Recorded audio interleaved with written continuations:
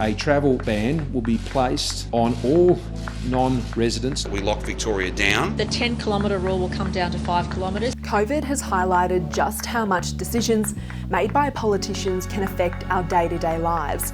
But when a lot of what happens inside this building looks and sounds like this... Elected by Sir Tax-a-lot over there, Mr Speaker. The Leader of the Opposition. That's what the Labor Party is doing. The other side are a complete joke.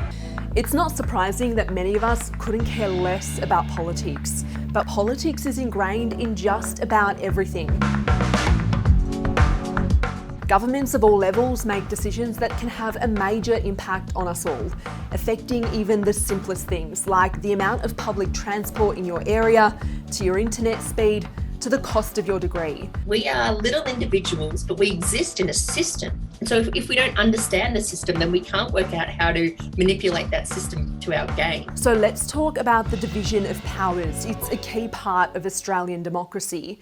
When the Australian Constitution was first created in 1901, lawmaking powers were split, and that's left us with 3 levels of government: local, state and federal. So here's a quick breakdown.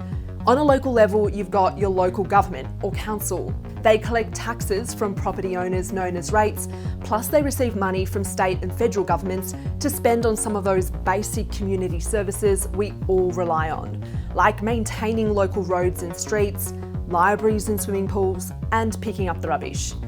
If you zoom out, you've then got your state or territory governments. Over the last few years, we've heard a lot from our state and territory leaders. States hold significant powers. They run essential services like schools and hospitals, and they're responsible for operating emergency services and transport networks too. But even though they collect taxes on land and payroll, for example, they can't afford to do all that without some help. So they also get a large chunk of their money from the federal government. And that brings us to this building. The federal government is responsible for the whole country.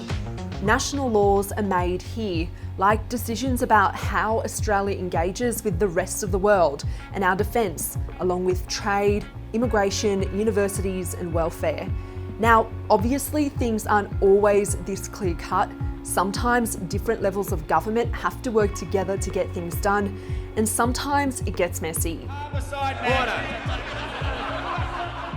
But whether you're voting for the first time at the next federal election or questioning whether your vote will have any impact at all, just know that it's not the only way that you can affect change.